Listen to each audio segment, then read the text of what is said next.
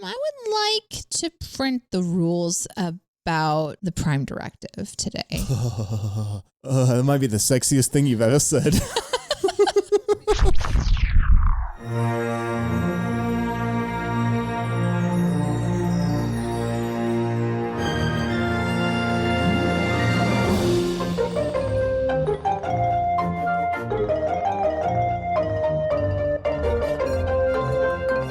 Captain Spot, stardate 210115.1. Welcome aboard the Starship's Enterprise, and thank you for joining us on our continuing voyages through the final frontier. I'm your Captain Ian Whittington, and with me as always, never observe her toxin sacs and then ask her to open her mouth, it's Ambassador Deneé. That was a journey, but I enjoyed it.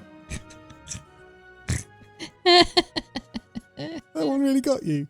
That's my favorite so far. Really? Yeah. That's amazing. That's such a weird thing to say. So specific. It's so weird to say. Never observe her toxin sacs Yeah. and then ask her to open her mouth. Yeah. It's so true. It's like, let's say that the topic of conversation is really triggering. Like you're observing something that really bothers me and then you're asking for my opinion. Like, don't ask me for my opinion if you don't want to hear it. That is genuine life advice. That can apply to everybody. There are multiple layers in that metaphor.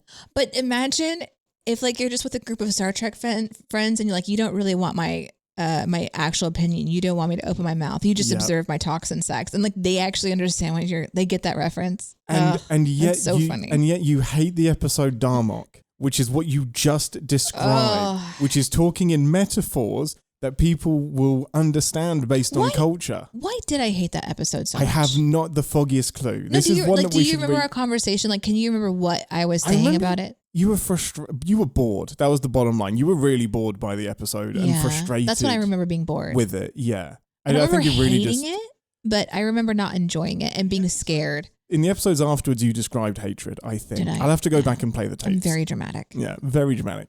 I have an apology to make for last week. This is the first time... I forgive you. Thank you.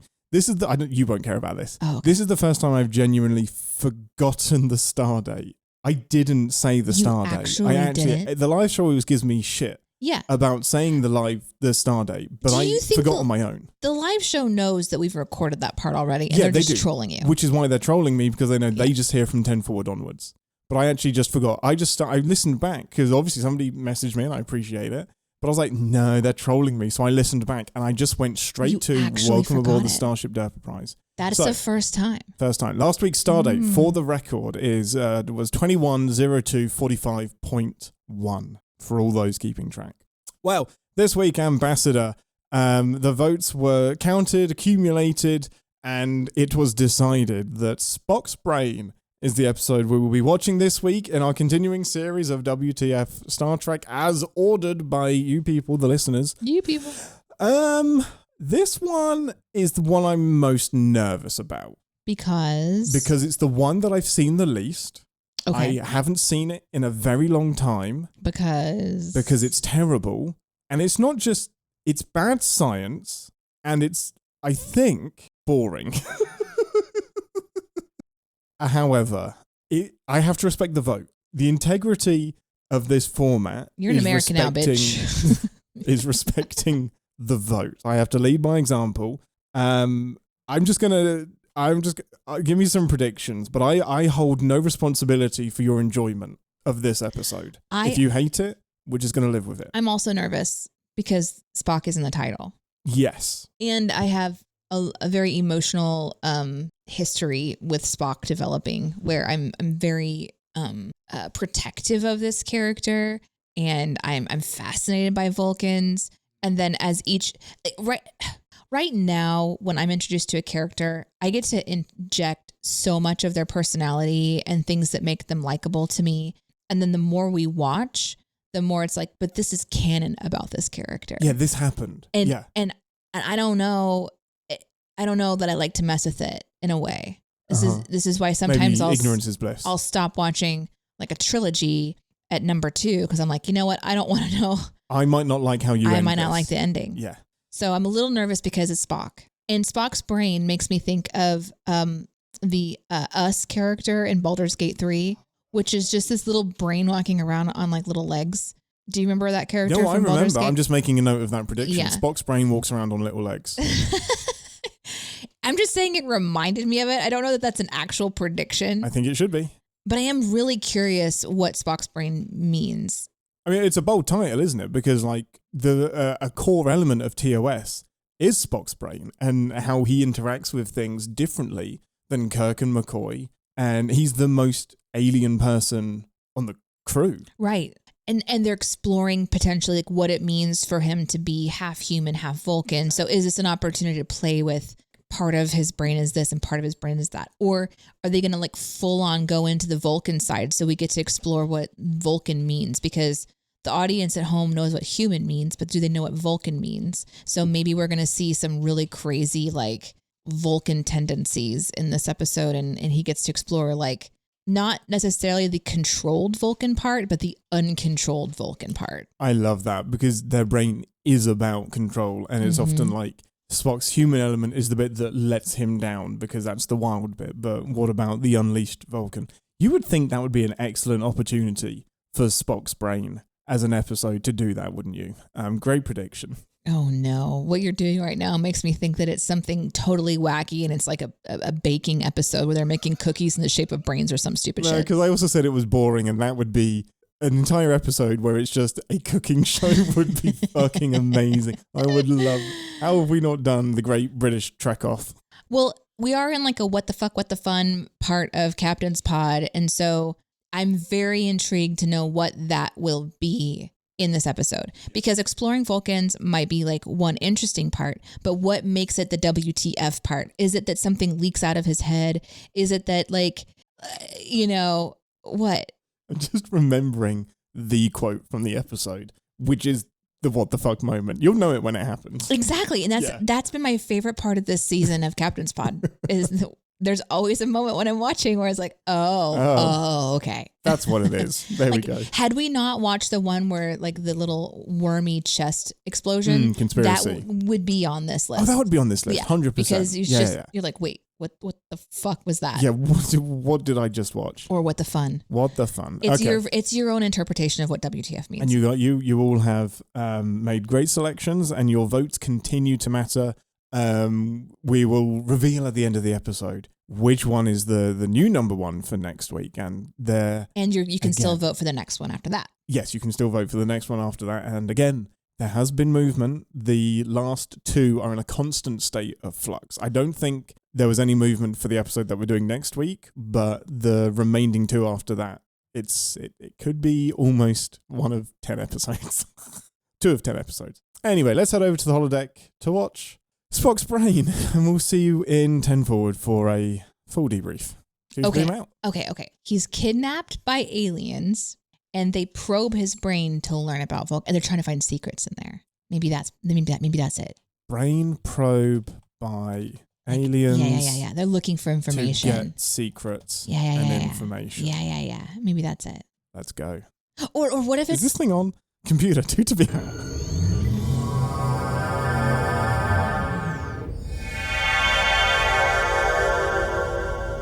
Welcome to 10 Forward, the part of the show where we grab something from the food dispenser unit, whatever they have on TOS. Every time I should know this. And share our immediate thoughts and feelings, assuming we have a brain with which to think and feel, on the episode we just watched together. Most important thing first, what would you like to consume from the replicator other than some much needed feminism? I would like to print the rules about the Prime Directive today. That might be the sexiest thing you've ever said. Really? I am so proud of you. Thank you. That is and I don't mean that in a patronizing way. Like, you're serious right now. I mean it because it is a outstanding point, Ambassador. It's a valid point. I will print all of the supplementary addendums to the Prime Directive that have come since this episode and Kirk's logs.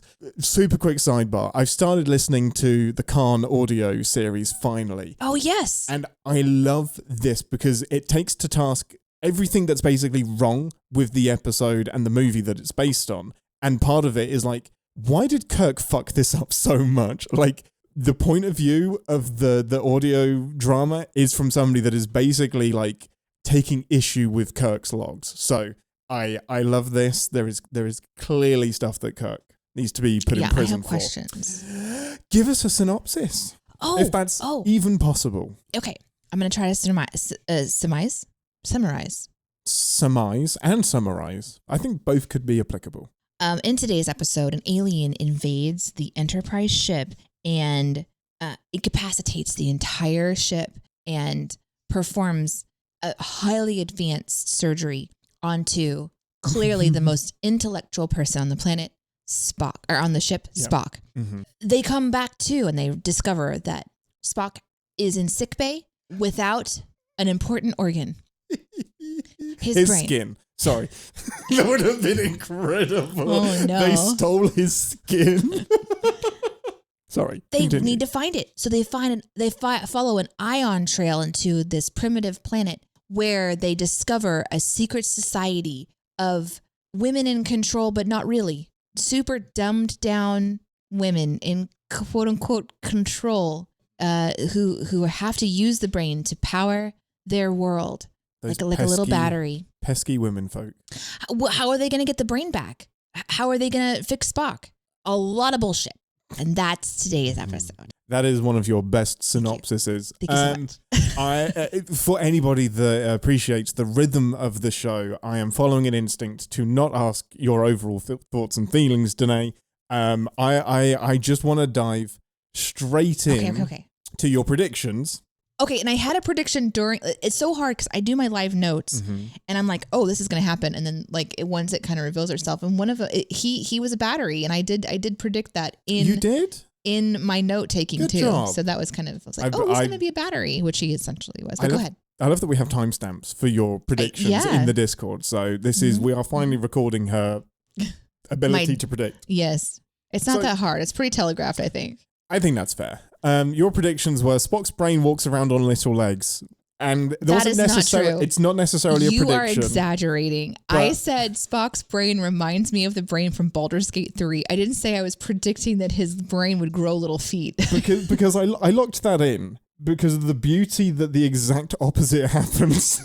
Spock walks around without a brain. And I love that so much. And I wish they'd done that. Your actual prediction was there's an opportunity to explore half human, half brain, explore the Vulcan half more so, and if the Vulcan brain goes crazy and the crazy tendencies, none of that happened. And your final prediction was brain probe by aliens to get secrets and information. Kind of, but not really. No, but this is a hard one to predict because it's so fucking basic. It's so basic and yet ridiculous, all wrapped up at once. It's like it's so simple you don't believe it. This episode is literally someone steals Spock's brain. That's it. And it's like a D&D like one shot. You have to go find it. Yes. And you have 24 hours to do so. This is your ticking clock. This is your task. Go and do it. Don't worry that it's absolutely ridiculous. So before we get into it, what was the moment that you... Or was my there what the fuck moment? Yeah, what was your what the fuck moment? What the fun. Did it happen? And when was it? Because I have two, and you know when one of them was because I died laughing. There are so many in this. This is. I am so happy. I you said you don't want my overall. Actually, no, I want it because you're smiling. It was so stupid. I loved it. It was so stupid. I loved it so much. Amazing. It's kind of like one of those things you kind of have to go, they swung for it. And I don't know, there is something about really like B sci-fi. Yeah, B movie sci-fi. Yeah, 100%. It has like a super special place in my heart. And this is entirely personal, but I have the fondest memories. I'm tearing up thinking about it, of watching like Flash Gordon and Kroll with my dad. And they're just like these really silly sci-fi. And this like TOS sort of hits that in general, but this one hits it big for me because it's like, there's just so many moments when you're just watching it going like, they're just doing it. And I can't not have a good time, even though, you know, it's so ridiculous. I love it. So the cast notoriously hated this episode. Leonard Nimoy hated recording it. He felt stupid. They don't look back with any kind of love on this episode. Oh, but it's like a quintessential B sci-fi. But they commit to it. Everybody is in this episode. Nobody is outside of their character. Everyone is. If they hate what they're doing, they don't let on. It's like if you watch this and you're like, oh, this is da-da-da. Like, no, this is stupid. But like enjoy the kind you want to watch with people who are just going to have fun with it. I don't know that I'd put this on and watch it with people that didn't know what to expect. like, well, what did you think about this? How do you feel? There's lots to just kind of, it's a one you laugh at, but I don't know. I had a good time with it. I'm really glad you shared those feelings. But the reason that I say that is because my WTF moments are like, it's just so silly. When it's revealed that they're taking the body with them and all of a sudden it's like jumpsuit Spock with a little bitty thing on his head. And but not only that, he's remote controlled by the doctor who has said he's not smart enough to do smart shit. Like somehow he turned him into like Robo Spock. And I was just like, oh my God, this is so fucking stupid. It's amazing. It turns it into, it's so dumb, it's great. You know what I mean? That is there are two moments for me. That is the big one. The first one is up front with McCoy's line, he's worse than dead. Kirk's like, come on, what's the mystery? And it's the deadpan delivery of Jim. His brain is gone. It's been removed. I don't know if you're in the writer's room expecting to get a laugh from that, but I don't know how you don't crack up delivering that line. It's so great. If you watch this and you're like looking for like depth, it's not there. This is the most straightforward episode of like, alien goes on ship, steals brain, go find brain, return brain. I will argue against that later in the episode, and not in a good way. But there is a deeper thing here that I think is accidentally insidious. Yes. But that's the first one for me where I'm just like, DeForest Kelley, you are doing the good Lord's work in that line delivery. Oh boy. Yeah. So that was my first WTF. What was the one you're thinking of? Oh no, that was the his brain has been removed. Oh but yeah. The big one, the huge one that I just cackled at is when he beams down, McCoy and Spock beam down, because it is so out of pocket. It is so out of the blue. No single beaming in the history of Star Trek raises more questions, more surprisingly, than that. There is zero heads up. They haven't talked about this. They've mentioned that Spock's going to have to be on the planet, but they do not mention that we're going to need him walking around. We can't just carry him. There is no, I don't have the technology to do this. It's the most normal thing in the world. Spock beams down in pajamas with a thing on his head and McCoy with a remote control. Amazing. Zero questions asked. Amazing. It's incredible. And it kills me so much because it's presented to us as the most normal thing that could have possibly happened. Like they took a shuttle down. Yes. This is just what we do. Every couple of days, sometimes I need to remote control a brainless person. It's insane. It just asks so many questions, and I kind of love it, but it's ridiculous. But that is one of the reasons. Yeah. One of the big reasons this episode is derided and hated is because it pushes the science of Star Trek too far. It's too ridiculous, and that is often a theme with what the fuck Star Trek. Threshold Genesis, pushing the science fiction beyond what you can extrapolate and just taking the piss with it. That it did feel, and I guess we're going to shift over into like a little bit of like where it loses it for me. And that the doctor acquiring the knowledge makes sense to me. It wearing off quickly and then him having to talk to Spock as Spock is in there. Rough. It's like, that's hard for me to grasp, but that's for multiple reasons. You mean Spock assisting with his own brain surgery is hard to grasp? Yeah. Yeah. It's perfectly normal. It's such a swing, and I see why this episode specifically kind of is already shifting into a category of, I'm just going to pretend that didn't happen. Pretend that last 5 minutes didn't happen. Because to believe that Spock doesn't have permanent brain damage is I kind of can't. Okay, it's a big step. At the end, when he kind of sits up and he's like, cool, I'm back to it. And he starts to get kind of like very animatedly talking about the interesting things that are happening on that planet and like their history and stuff like that. Which I would like to hear more of, by the way. Right. That to me is a sign of Spock's brain damage because it was very animated. So I believe that some things happened in that reconnective surgery that resulted in him having to kind of like relearn how to be a Vulcan, because that was a very human thing at the very end to me. I can buy it. Yeah, Did you? Yeah, I can absolutely buy that. That makes sense.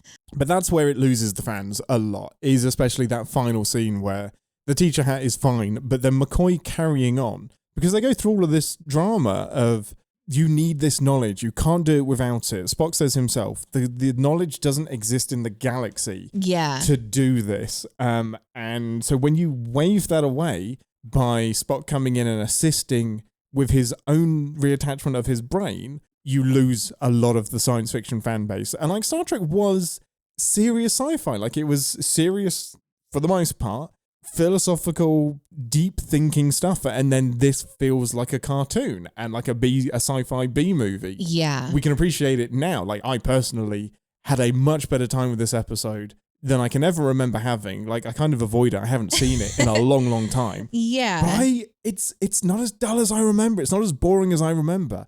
It's just you gotta ignore the bullshit science. Yeah, it's kind of like if you decide to go to church after you're not a churchgoer for a long time, and you're like, I'm just going to put this into the category of something I went to once. It's not really going to like really influence because my fear going into this is that it was going to mess with my Spock a little bit too much. Yeah, and I wasn't worried about that because I know Spock isn't in this episode. He is though. Like he's a disembodied brain. He's still there. There's still this fascinating presence. There's still that sort of like him as a brain in a box trying to figure out where he is. That was really interesting to me, by the way. Like the idea of why his brain is needed is very interesting to me. Like that was cool.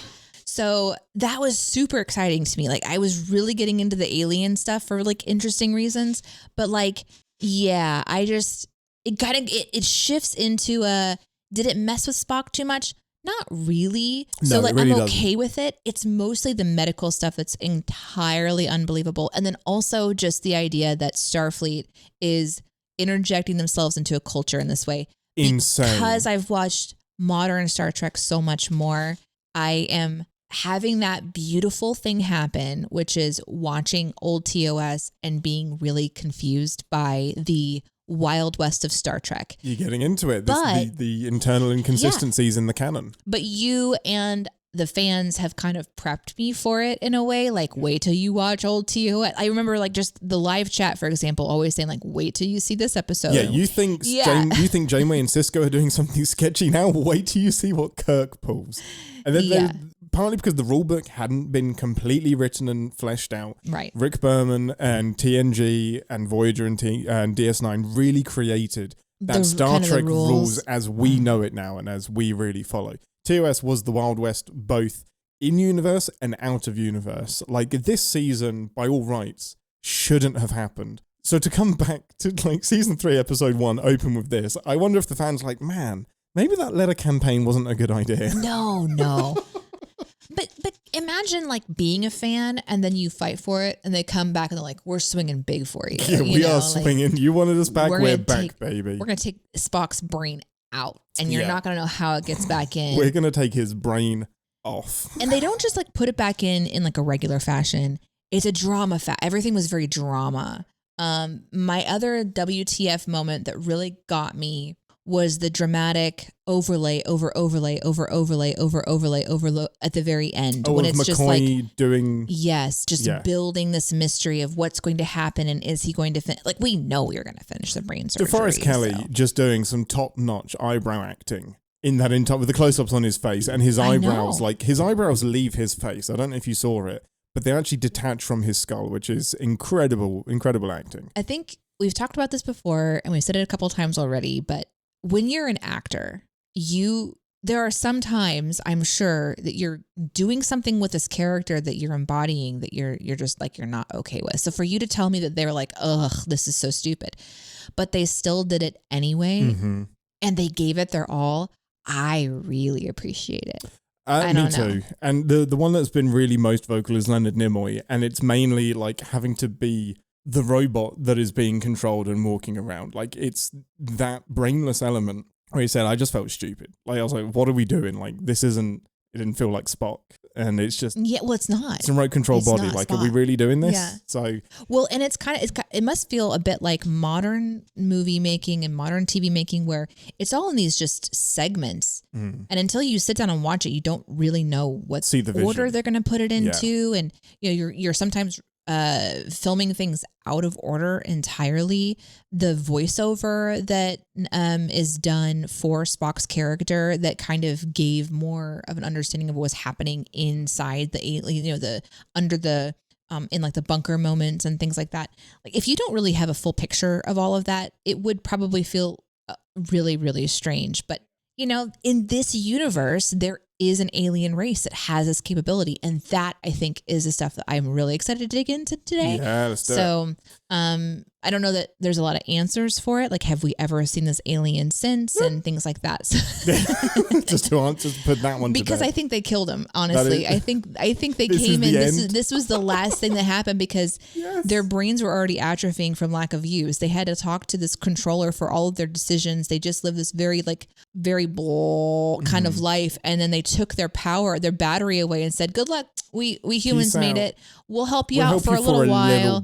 Yeah, go talk to the men. They'll figure it out. And then they fucked off. The men are going to club them to death, realize they can't make any babies, and die. That's the end of this species story. That's it. I don't even know how they've been able to, is the idea that the people on the top of the planet and the aliens are a similar enough race to coexist together? No, I think they are the same race. They're the same race. I think so. Okay, There's not this is where I wish Spock had been allowed to talk because he's getting into the actual description. But we get enough from him where I think this is a segregation between the genders of the same species. But I don't know how the baby making is happening, but the fact that it happened thousands of years ago means baby making is happening. Oh, God. Anyway, let's head back to the beginning of the episode. Okay. Which actually starts in a way that I kind of love, which is a kind of dramatic red alert situation. We watched the remastered red alarm. We watched the remastered version, which has this fancy alien ship clearly remastered. There's a panel that's flashing condition alert. That's the famous panel that comes up a lot. Some interesting angles on the set of the bridge that I don't remember seeing a huge amount. Like, there's a lot of reverse angles where I was oriented weirdly. I was like, wait, which bit of the bridge am I on? Like they move the camera? Yeah, they move the camera to just some angles where you can see the view screen a bit more. There's the angle that's basically from Kirk's POV, but to the right. And it's the glory shot of Sulu's scanner popping up from his console that's very slow and dramatic. The little arm that kind of comes up, the little machine that pops up. Yeah. There was just a lot of drama build up in this opening scene when they know they're going into a pretty silly concept. But how did you feel with the cold open, the mystery, the pretty lady appearing on the bridge? Where did you think it was going at this point? Well, I know there's something about Spock's brain, so it makes sense. She goes over and she, takes everybody out and then touches his hair. I thought it was an interesting start. Starting inside of a crisis will draw you in and kind of bring you to the edge of your seat. I can see this being something that would be interesting to watch in season 3. Like you said, there's different camera angles. There's new things to kind of look at. But on this isn't just for this moment, but it's for the entire episode. The sound design was very distracting to me on this one. Interesting. In what way? Well, there's constantly noises going on. It's a Lots constant on the planet. thing. Yeah. And when you're on the planet, there's just always these sort of scanning, kind of a so what's constant interesting, scanning happening. There's a whine in the background that I've only just noticed on this episode, and it's the pre-whine to the transporter effect. But so it's the wee. Yeah, but that's happening the whole time, and then it gets really loud on the transporter. I'm super expecting somebody to beam down at every second. They were doubling up on some weird sound effects. Yeah, so it starts off though on the bridge at the very beginning with all of the noises and things. But the clicks and the clacks and of the buttons being pressed fascinate me. I love it. The bridge noises are there's something so tactile about TOS that I really love. Like Uhura over there just pressing things. It's like click, clack, boom. You know, super there's clunky just buttons. Mm-hmm. And I really, really loved that. The appearance of a beautiful woman. I have to apologize for my notes. I literally was like, it has boobs. That is clear. literally boobs and legs. And when the one in the yellow appears when they go down the elevator, I just write in all caps boobs, because here's why. I kind of like know the Kirk vibe a little bit, and sort of the joke you picked of up on that? like, oh, shock, it's a woman. Oh, shock, she has, you know, like physique. Oh, shock, you know. But I think the most shocking thing, I suppose, is that she is in a position of power and she takes them out quickly. Super and then quick. The confusing part is later when she doesn't remember. And I like that they kind of play with this idea of, we know that it was Grape Lady, but we don't know why she can't remember. So they really did add some dimension to the story that kind of worked for me. And it's a fun mystery. How does she have enough power to knock out an entire ship? You know, we know that later on it's because she's given this knowledge for a brief moment. It's kind of like a drug that just gives you an adrenaline rush. It's a brain high or something. And that's kind of cool. It's like the pill from Limitless. Yeah. It suddenly gives you what you want. And it's also the plot from Joe 90, which is a Jerry Anderson puppet show. And basically Joe 90 would sit in a chair, have this big machine come onto his head, and he would get any knowledge that he needs to fulfill a secret spy mission. And he was, I think, 10 years old. And there you go. Also Matrix. Also Matrix, exactly. That was the in better fact, comparison. my notes literally, there we go. At the point whenever he puts on the thing, I write, he knows Kung Fu. Oh, if he said that, that would be the perfect outtake. The helmet comes off. Yeah, I know Kung Fu. That's so good. But yeah, it worked for me. It was an interesting start. They come back up, and then of course we've got the mystery of Spock's brain kicking off. Well, the music shifts. Like we have a transferal beam targeted at the bridge, and that shift in music is so jarring. It immediately goes to the romantic blurry vision tingle music, and I'm like, is Kirk just gonna make out with her immediately? Like we went straight to the make out music. My notes are tingle, it has boobs. That's literally what I wrote down. And there's a sound effect that kills me when every time she presses the button, the boing yoing yoing yoing yoing. Mm-hmm. Oh, the noise that her bracelet makes is so intense. Yeah, she was very fembot. She was very like robotic in an interesting way. Everybody's falling down. You know, it's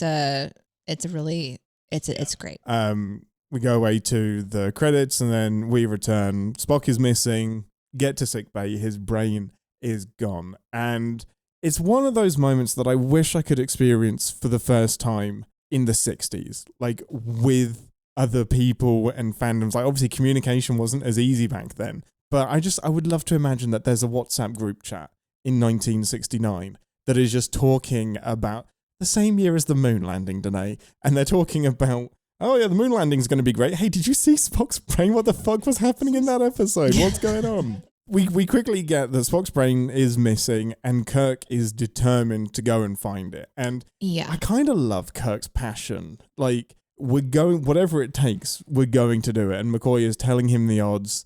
But it's like, we're going to find it. And this is just obviously the scene where we're listing everything that is against us here. And we have an arbitrary time limit.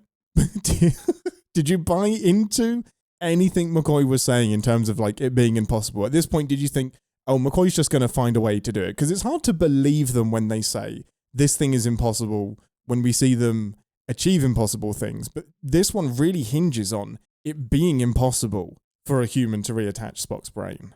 Yeah, and that's the biggest like downfall of this episode is that a human was responsible for attaching the brain. And that's and they didn't even like put it under that he was on, you know, knowledge teacher juice, brain juice to do it. It was literally just the doctor. And obviously he was guided by Spock. And that's sort of the rub at the end that kind of carries over this little jaunting back and forth between Bones and Spock that I know has kind of been part of the show from the beginning. And that's kind of fun and everything. But it's the most difficult part is that the show tells you over and over again how impossible it is. And then it does the impossible. It doth protest too much.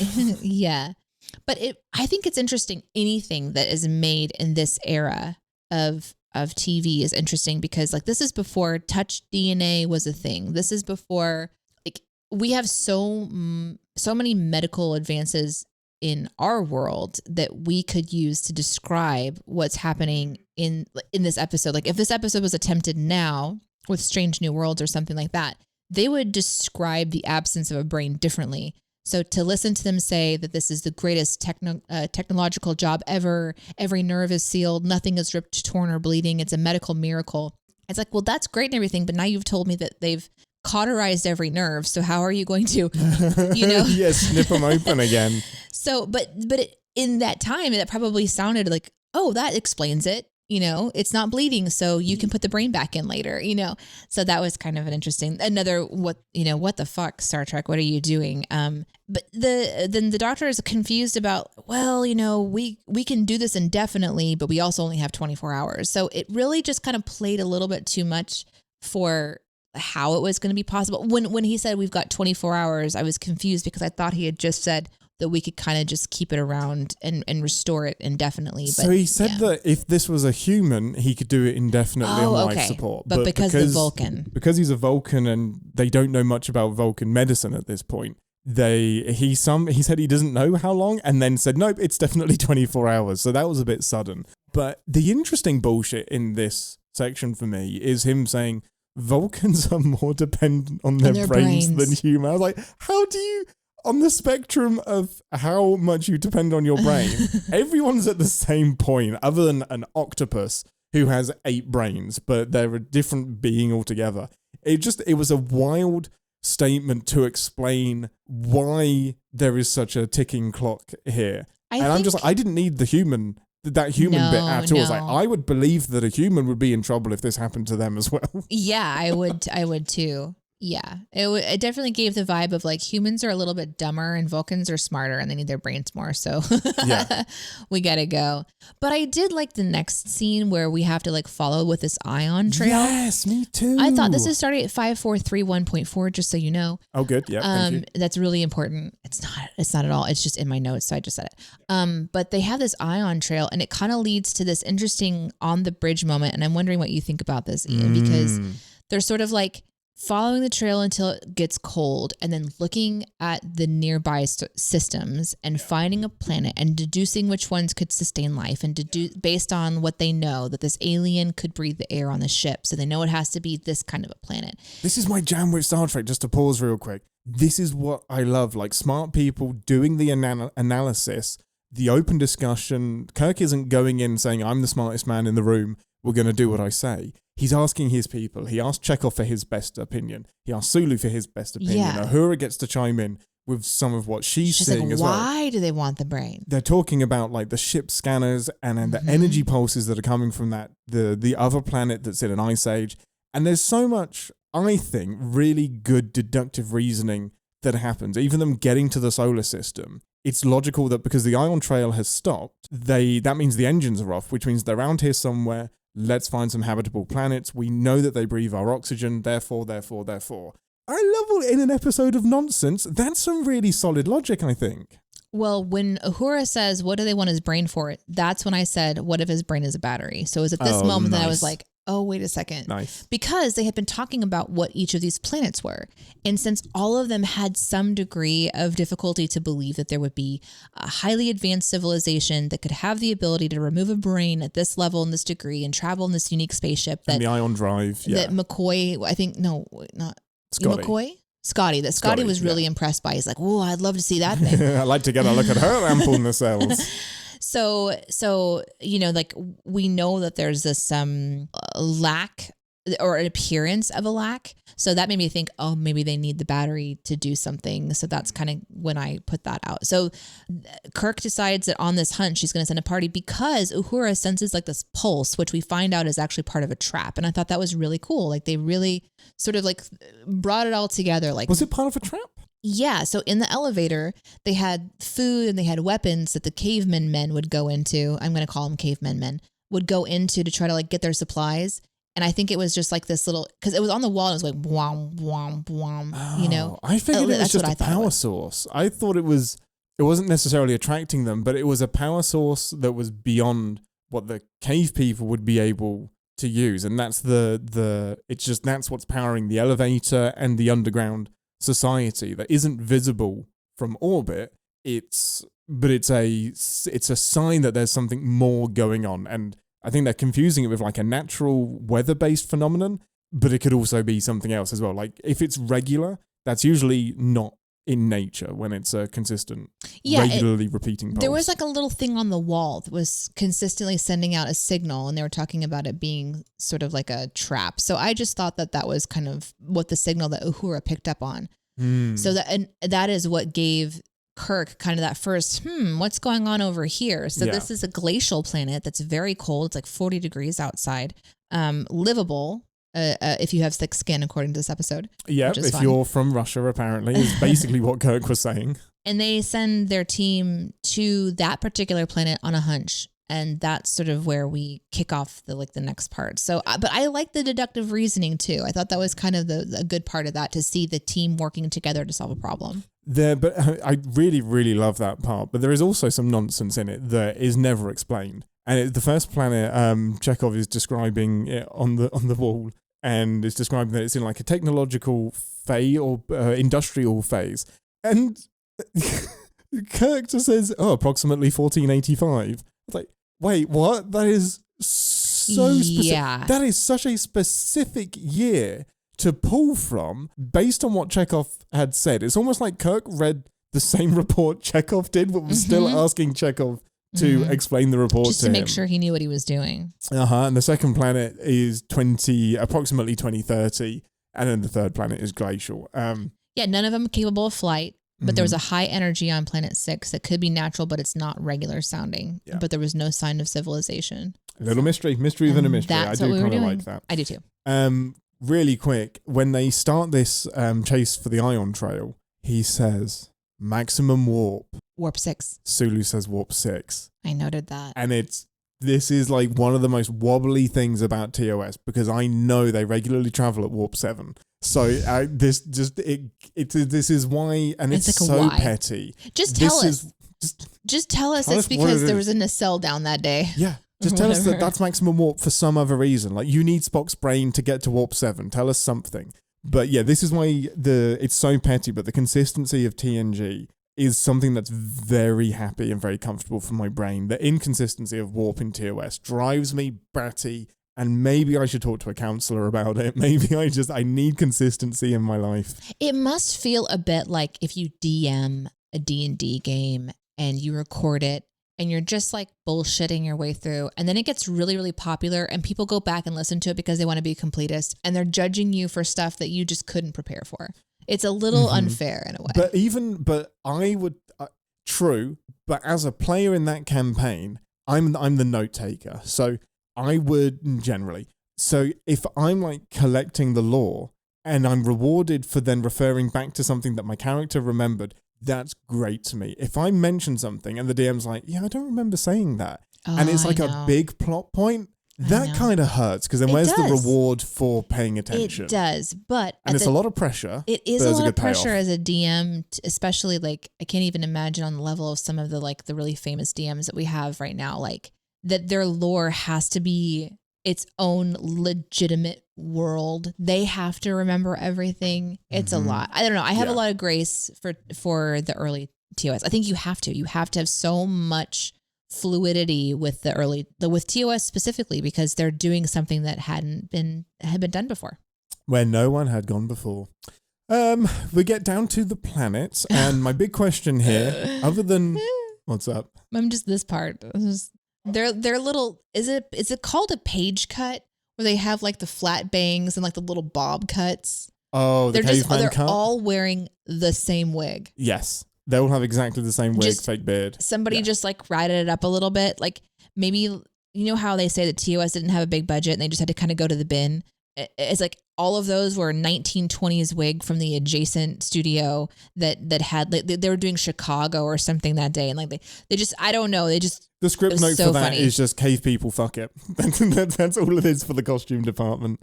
My question in this moment is, they get down to the planet, and other than budgetary reasons, why are we going by foot? Why are we not doing a shuttle survey, take the Galileo down there, do a little fly around? It going down on foot always seems so inefficient to me, when they don't really know where they're going. Like, they just went to where the life forms are. Budget. Budgetary restrictions. So they meet some cavemen that are large. They say multiple times they are large. Like, these aren't humans, people. They're large. Because they're larger, okay? Remember, these are aliens. They're large. Because they are larger. They are That's bigger. Right. Well, and this is where I get confused a little bit. I don't know if, because the downstairs ladies say something about them being a specific kind of person. What was the name that they use? Let me see if I can find it. Imorgs. Yeah, there's the Morgs, the Imorgs, and Luna, or she is Luna. She's a name. That's the name of one of them.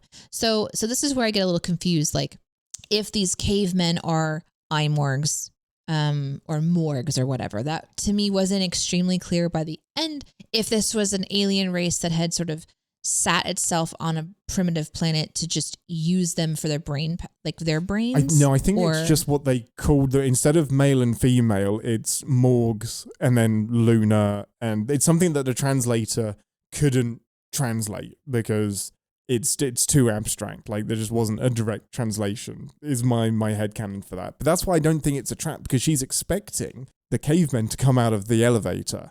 So I don't think it's a trap for Kirk and everybody. It's they're expecting them to come down to do whatever they're doing. It's a trap for the cavemen. But the cavemen so that they do can that willingly. No, they're wearing the belts. They're like serving them for. But they get rewarded for serving them. So it's reward for obedience and pain for disobedience. Right, they've been enslaved. Pain and pleasure. They've been enslaved by the women folk.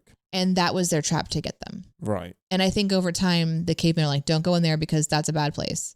Do you think? Yeah, because they're terrified. Why are they still going? But they're still going in there because some people are hungry and they just want to jump in there. The real question is why didn't close the first people that went in? They went in there like, oh, this is a trap. We should leave, and then they leave and they come back with Spock. So that's the real question. Yeah, that's completely fair. But anyways, my impression was that we get to see these sort of like cavemen, these men with bangs, and it was like spaceman versus caveman, and they have this sort of standoff in the mountains, and I was for sure I was going to see some Kirk punching, and I was so excited, and I was very disappointed because we don't see Kirk punching. We see one phaser go off. It sends out like this big burst. That was really interesting. I hate it so much. They changed the phasers to this green full screen. It's like a force field or something. And the only reason for it is budgetary. So doing the thin blue laser beam is really expensive. Even in TNG, they were rationed on phaser fire because each beam I think costs $3,000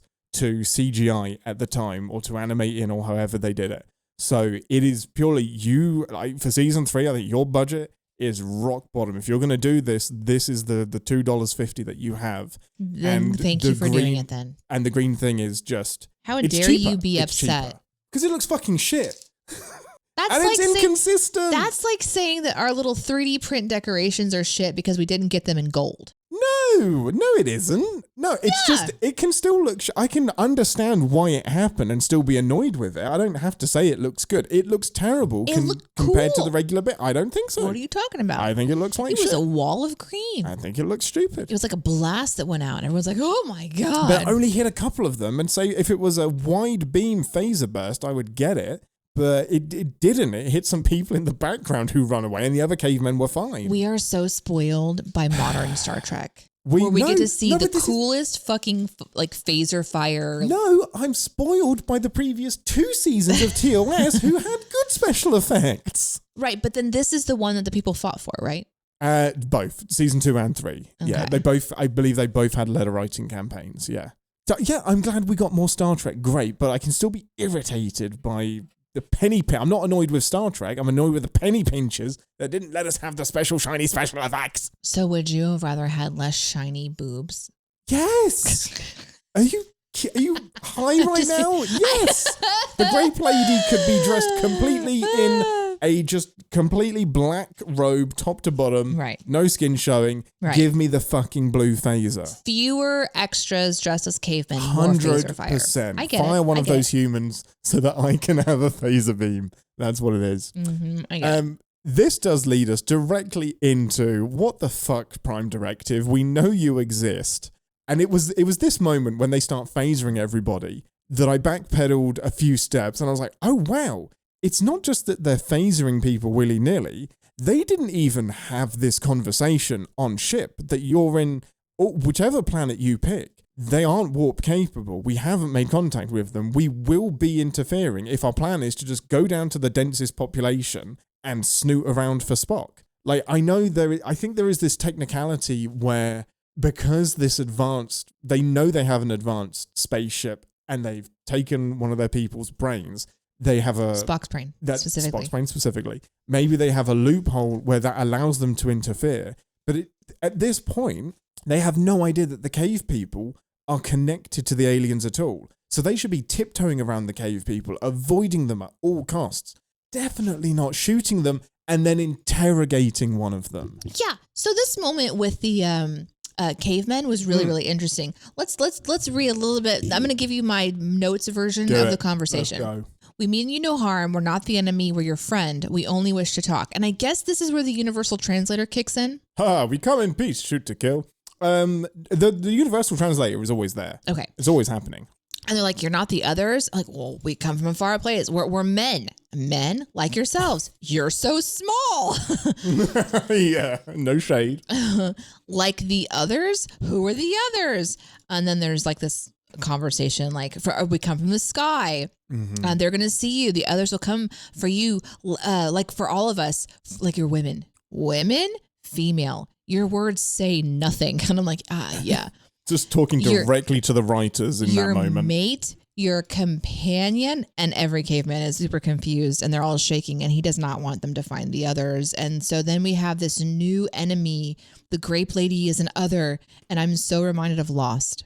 I was in The Others. Yeah, because that's what they're called. They're called The Others, box. right? Yeah, so it's they like, were called The Others. Okay, here we go. Linus. They're underground. They're in a secret place. They're kind of controlling things. Are they pushing a button every 167 minutes or whatever it is? Super Lost, right? Oh, it's very true. Yeah, there's that even mystery like element. the elevator going down. I love that. Yeah, good point. Yeah, so I was There really... is no original story.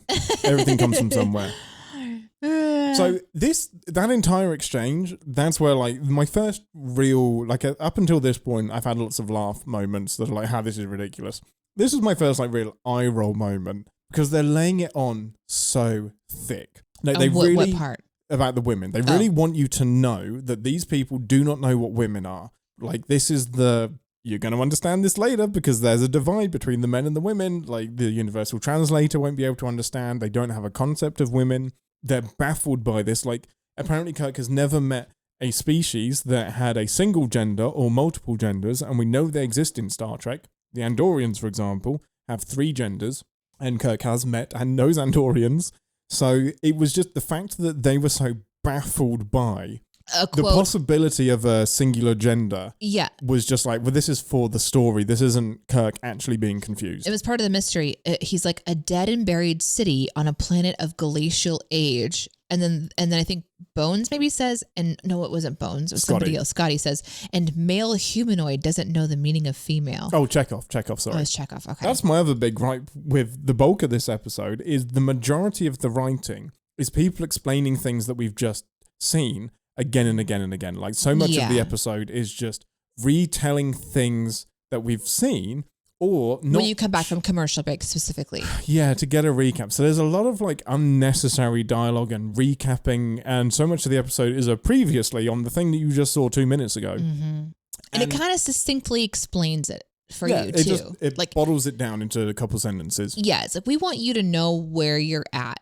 right now. And sometimes that's actually really helpful. It can be, but so much of this episode appears to be filled with it. But this like prime directive interruption is the prime directive moment, like where they're talking to this guy, is interrupted by the discover of the cave entrance with the food.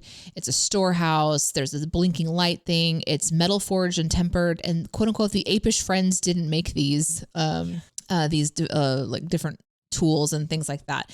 And then they say this is a trap. So it's a food lure. Yeah, it's a trap for the cave people. I completely missed that line that it's a trap. So it's not necessarily a trap for Kirk, but it is a lure to get more cave people. I think so. To serve them? Yes. And reproduce with?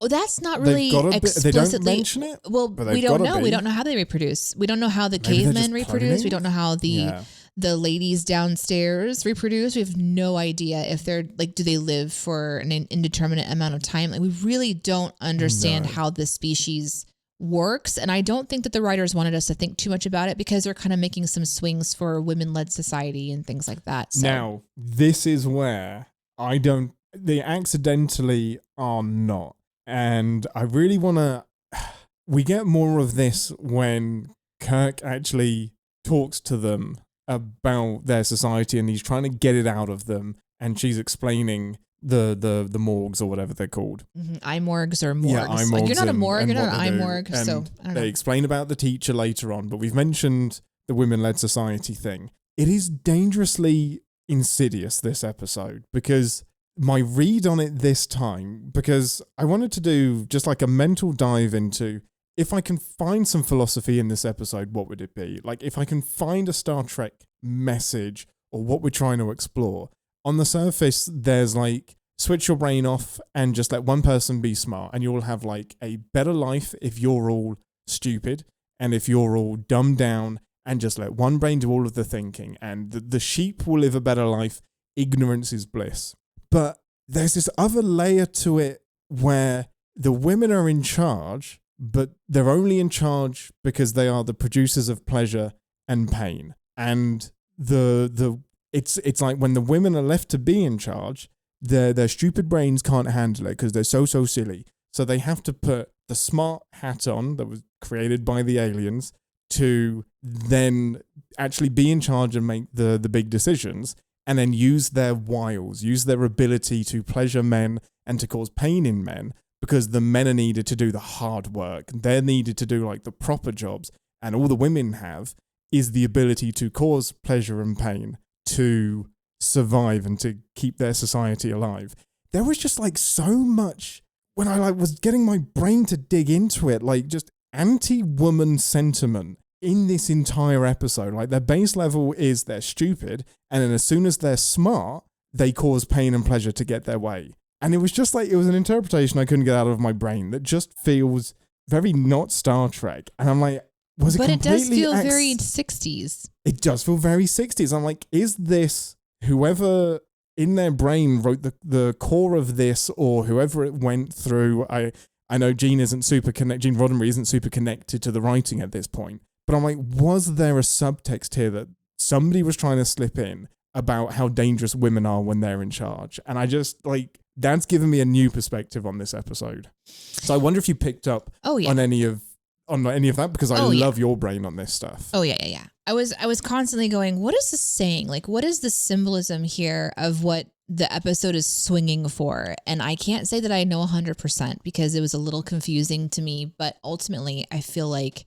there is a genuine attempt here to put women in leadership and do something unique on TV and still please all the men in charge. And I think that there was some compromise about how it was going to work. Let's leave out the women and men part. Let's like if we take the gender out of this entirely, it kind of is a really interesting story of, first of all, I don't know if the big brain and the teacher brain and like all these different sort of influences that you can put on to learn about there, if that is the alien species that has dominated this planet of like others, like, or if the women are the alien species. I've got so many questions that this will not answer. No, and Spock is just getting at the fact that this glacial age inspired this separation of the sexes, and we haven't seen anything like this since old Earth in Roman times, and then gets cut off. So he's it does just seem that they were separated. This is a deliberate choice, and I can't ignore the gender because they have been split by men and women. So why? That's interesting. Why were they split by gender? Why were the men up on the planet and the women kept underground? When I first was like kind of trying to put my brain onto this, it was like women are in charge and they own the men as slaves, but they're dumb and they can't. The women or the men? The women. Right. And the men are confused and scared and they're slaves. So like they're going to do whatever they're told because they're wearing like pain belts or whatever. So that was interesting. But the women are dumb, and they're dumb because they don't have to think for themselves, because they go to the thinking cap, the controller for their information and the teacher and all these things. But then there's this there's certain lines that are like, well, we can't access the knowledge until I'm told by the elders. And there was this like painting of a deeper picture of what the society is like. And I find that to be fascinating. There's like, there's a short that popped up in my feed recently, and it was about a group of women that have been living on their own land for like 80 some years without men. And that's just women, but they're getting old enough now that they need new women to come in and like help, because it's hard to go get their water and things like this. And so they're garnering some social media attention because they've isolated themselves, and so that they can kind of live their own life apart from having any male influence. I find that really fascinating, but they're not dumb. They've been surviving on land for, nearly 100 years or whatever. And that's really interesting. How are these women surviving? How are they remembering to eat? There's this like mention of some parts of them atrophying because it's not used well, that they have a mind of a child. It's just their intelligence. So it's their like kind of their self-direction, and their like, if you ask them to do a math problem, they wouldn't be able to because they haven't needed to use that bit of their brain. So their life is eating and sleeping, and then occasionally using the thinking cap to get just smart enough to continue society. So it's kind of like, the read I got is that the best way for you to enjoy this is to be dumb, and then put this on when something needs to actually get done. But the rest of the time, ignorance is bliss. Because the idea here is that we happen to pop in on this episode at the exact moment that the old brain has like reached the end of its life. Like the 10,000 years is done, and we're shifting over into the next 10,000 years. And the idea is that Spock's brain is going to be that new battery for 10,000 years. And so Grape Lady, who is like the leader,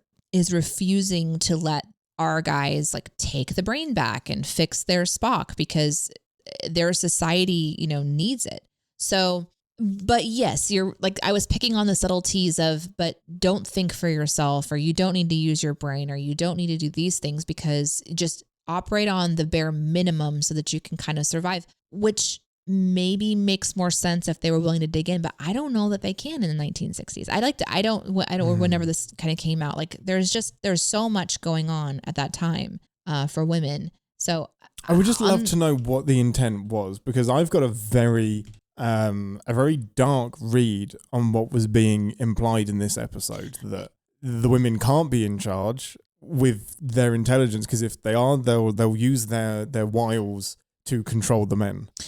There's a comment that from Wandering that was like, they're so dependent on AI they can't think for themselves. And I think that's the take that I got on this, is that they had become the decisions were so easily made for them that they couldn't like. So dependence on technology is going to eventually make, if there's a message, it's that if humans keep relying on TV and computers and technology, we didn't really have home computers at this point, but eventually technology will take something away from us to the point where we're stupid cave people that can't think for themselves. That's it. That's kind of what I thought. Yeah. That's where I sort of like landed. Mm-hmm. But what hit me hard was a little bit of like the ending where Kirk is like taking that curtain away and saying, we're removing your technology so that you can be better together.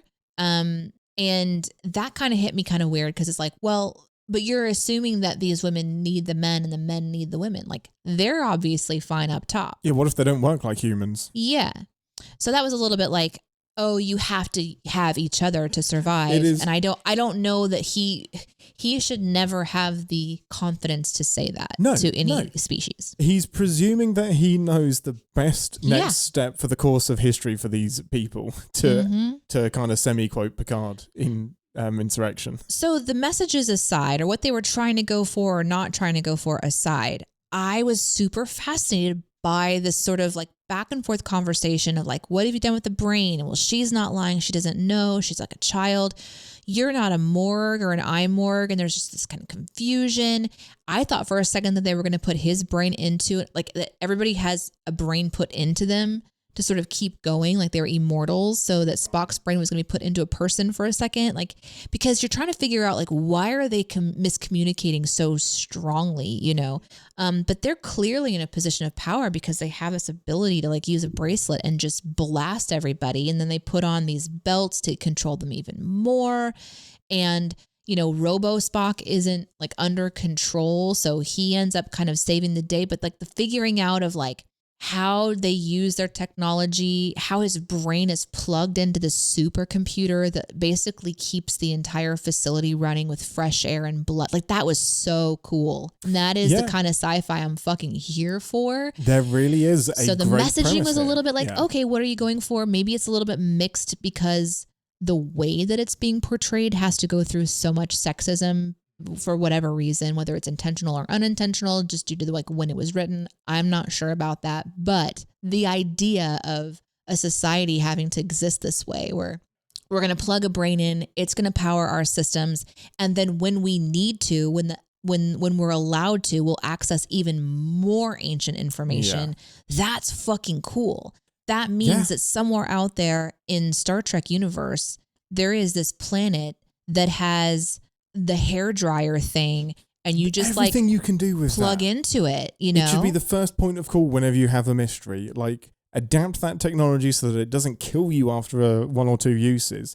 But again, it's a one episode memory. Never see this technology again. As far as I know, we never see these aliens again. They're not even named other than Luna Morg, Morg. We don't really Grape Lady. Get that Grape Lady, I'm of pretty course. sure I got her name. She's a Kira or something like that. Was she? Yeah. Yeah, they said, Kira, you can't take him to the whatever. So like it's kind of thrown out there a little bit. To your point, Sci-Fi Brony sent a message on the Discord saying that, and I didn't fully buy it until I rewatched it this time, that there is a really good episode of Star Trek in here. And there is a really great premise here.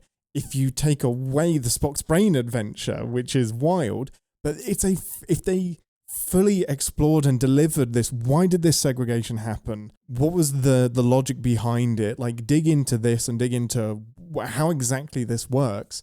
There is a really fascinating sci-fi concept at the heart of this episode that isn't about brains being stolen. Maybe some of the other stuff that sort of bothered you about, just I'm kind of thinking, looking back at my notes, is there were several times when they're like, you couldn't have possibly built this, you know, without saying you're a woman. Oh, yeah, exactly. Like, you're not smart enough. Like, the person I'm talking to now is, you're so dumb. You could not have possibly built this. Go away. Stop talking to me. But I think the idea was that their brains sort of like, again, they forget. Yeah. They have like an hour of very specific super knowledge, and then they go back to their potato brains.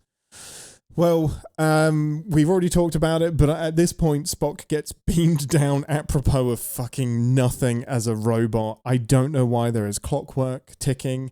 It's amazing. Did McCoy install little clockwork motors throughout Spock's body? Possibly. No. I think it's just what the little thing makes. I think it's just like little ticks. Why not? You have to use a sound of some kind. Why not make him a little clockwork? Just zero, and then the dramatic zoom on Spock's face when he beams down and he has his eyes open. Like, why are his eyes open? His eyes should be closed. Like, why do they need to be open? He's not looking anywhere. McCoy's doing clockwork. His arms and legs move. Why not his eyes? McCoy's doing his arms don't need to move other than swaying slightly because they're just limp noodles. But his head should be like lolling to one side. He should be like a hunchback. No, somehow this machine controls a lot of stuff. This machine I've thought a lot about fucking insane. It's amazing. They go downstairs and we have this quick cut back to what Chekhov is doing, which is phasering a rock for warmth. And in the history of superfluous scenes that we do not need, Chekhov and the other two red shirts just huddling around this rock, keeping their hands warm. It's some great cold person acting, but it's like, wow, you spent the special effects budget on that, but you couldn't give me the fucking regular phaser beam earlier. It annoyed me today. It's okay. It's not okay. It's not okay. The next bit of bullshit that I came across was McCoy's lie detector. He can say for certain that this alien is not lying when she says she does not know about the brain. And again, it is so accidentally undermining telepaths, what Deanna does. Like, he's just met this alien and he can say with certainty with his 2260s hand tricorder or 2280s, whenever it is, she is definitely not lying. No changes in her physiology. don't be mad at her. She doesn't have the information. She's just a stupid woman. Mm-hmm. Yeah. She might look like a woman, but she's just a little kid in there. But that is what kind of amplifies the curiosity of like what's going on. That's the miscommunication, like I was saying, that was really exciting for me. There is a key mystery there where it's like, oh, you really couldn't have done this. So or who even did do it? As we get further in, the mystery of like the Grape Lady not remembering. That's really interesting. Yes. Like she eventually can acknowledge it happened, but doesn't know how, when, why, what, or when. So we get Spock on the communicator. What did you think was happening when he suddenly appeared on the communicator? Oh, Spock? Yeah, his disembodied voice just appears. I mean, you have to do this in the episode. You need to have that assurance that Spock's brain's alive and doing something. It was so fun. It was like the disembodied voice of like some sort of godlike, character that can speak to you from anywhere but still doesn't know. It's kind of like, I'm not really sure where I am right now. I can't really imagine getting into a body right now. I'm sort of feeling like I'm everywhere all at once. And bodiless that was really, really fun. I think the idea that we have that internal perspective of what it means to be plugged into this society's survival machine, this sort of incredibly advanced technology that has, in a sense, become obsolete because the society is so unadvanced, it's caveman and so basic that the science is barely needed. Mm-hmm. Probably for good reason. Like maybe it only lasts for certain uses and then it's done. So you only put on the teacher hat in like super specific situations. So it really built the mystery of like, where is Spock? Is he okay? And then that kind of quiet confidence that Spock's still there somewhere. I think an episode without Spock would feel a bit empty. Yeah, I think you'd feel disappointed coming back to season 3 and not hearing that beautiful voice for a little bit. And how many opportunities do we have to hear Spock as just a brain talking? Not often. So it's great. I don't know. I liked it. I'm with you. No, but again, it's Leonard Nimoy. Like his voice, I could have him talk about anything and it elevates everything that he says.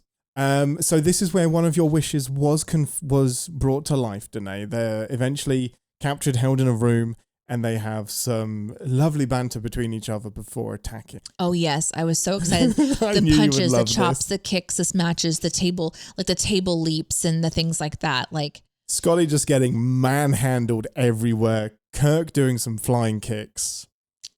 There was a line before the fight. Those women could have never set up this place. Genius would be needed. I mean, okay, to be fair, it's not like because women aren't geniuses. I know, but it's just like it's just like, wow, you said that, and there's context. There is context here, but it's still a sentence. Yeah, so that was still a sentence.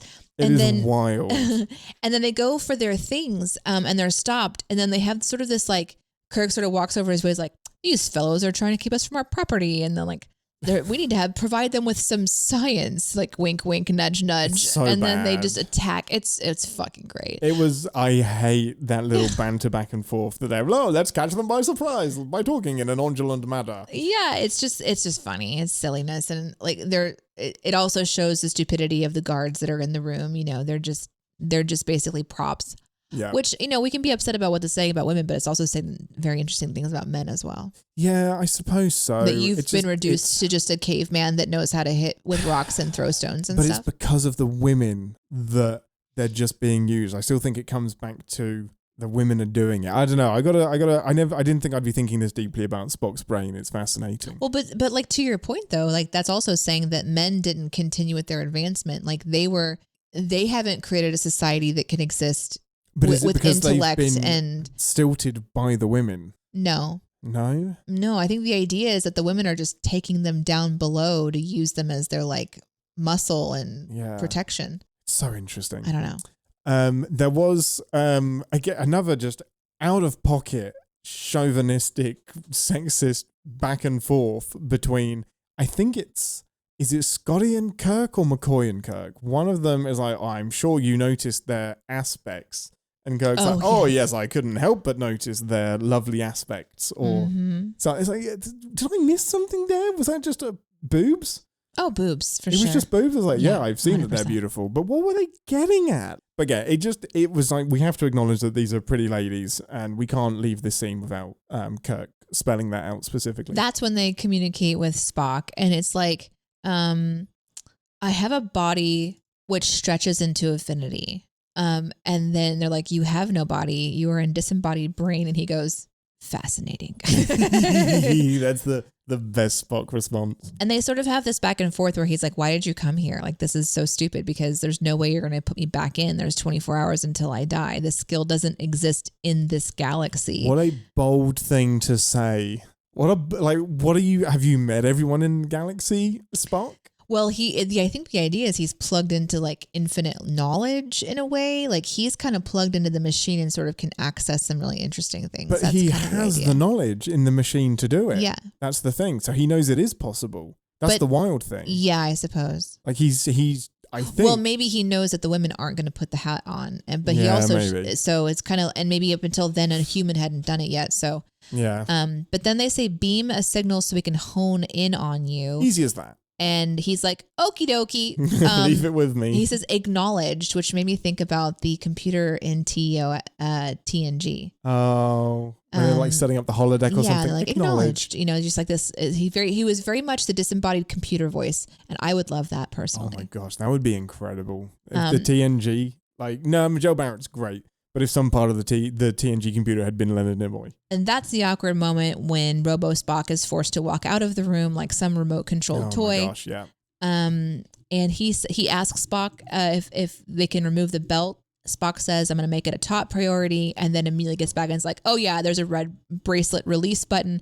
They walk through the compound. They get to a door. And the Grape Lady is inside. This is like the control room. Mm-hmm. So they all walk in. She presses a button. They fall to the floor. And then...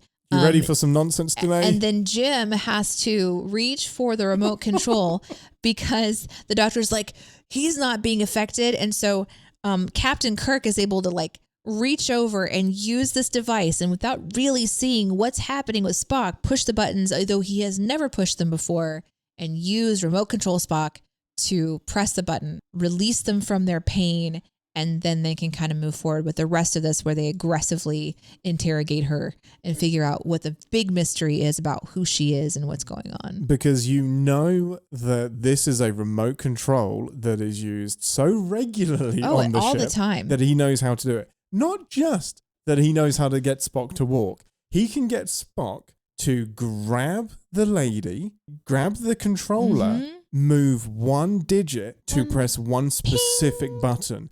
I don't know if there are enough buttons on that controller to have that kind of dexterity. It is wild, and I kind of love it. Yeah, it's super crazy. Amazing.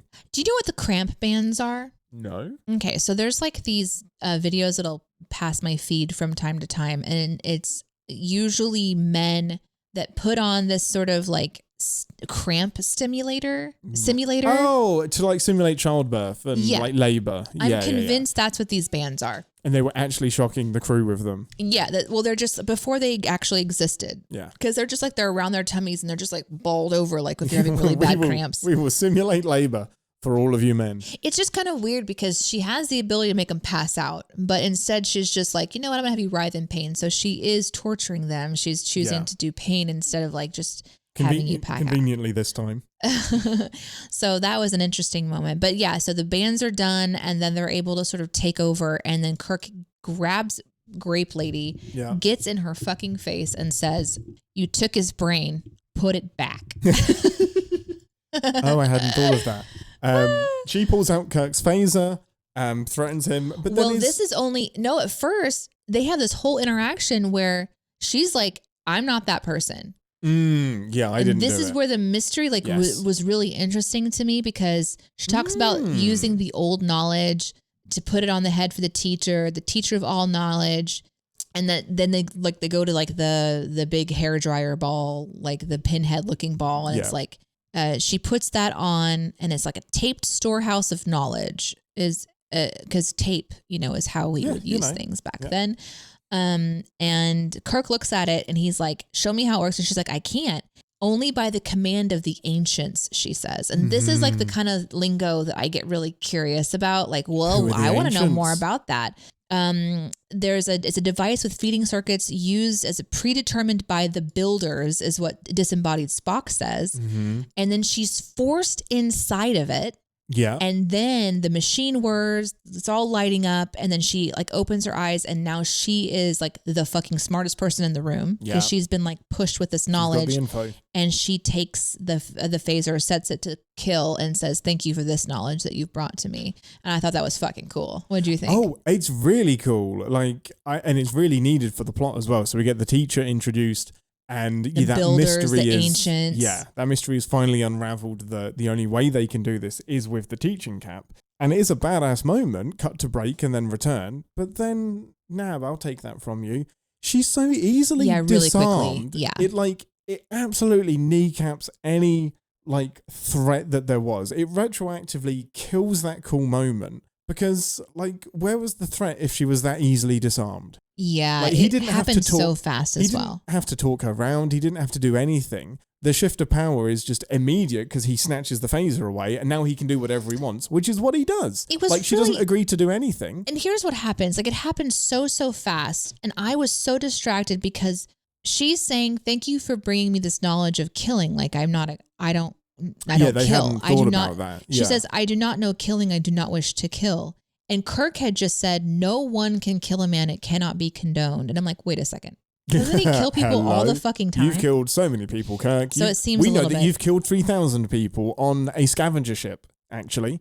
Mm-hmm. Yeah, exactly. Like he has killed many, many, many, many people.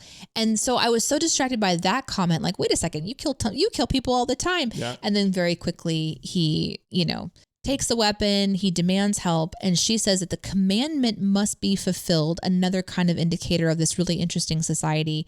And then how long does this knowledge last? 3 hours. And then she's like, she's not going to do it.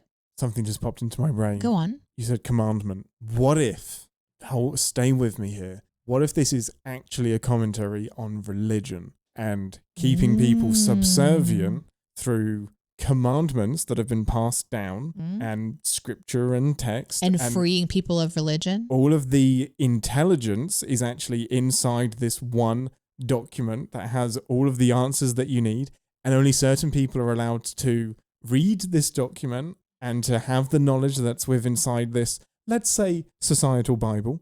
And the ancients have all of the answers. That's where this all-knowing power came from, and it's better than us. Like, it's bigger than us. It knows and then there's the controller. Because we are just stupid. Right. Yeah, because and the brain is the controller.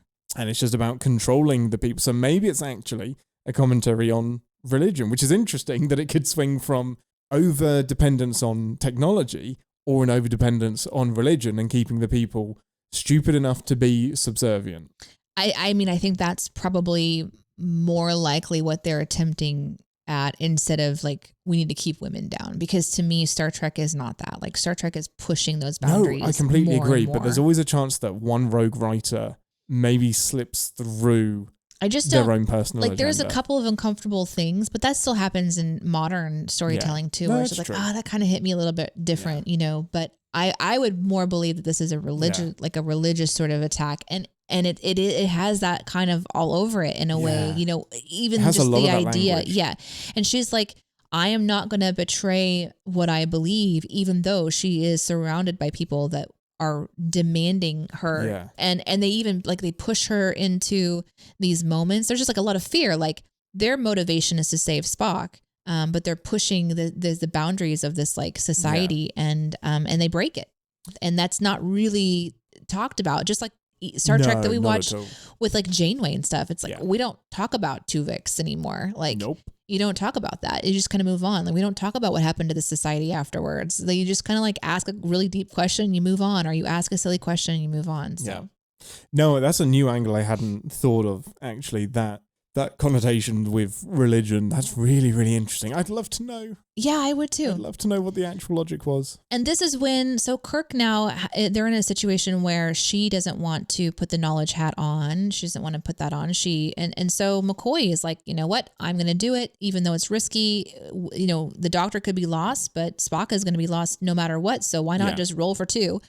And, they go in there and they're going to try to retain. He's like, what if I retain this information? Like, what if this helps in some way? And so he kind of like just decides to go in there, and Grape tries to stop him, but the doctor goes into the hair dryer, the machine whirs, and he like knows Kung Fu, and he says, of course, a child could do it. A child could do it. And so now he knows. And then we go to brain surgery. Yeah.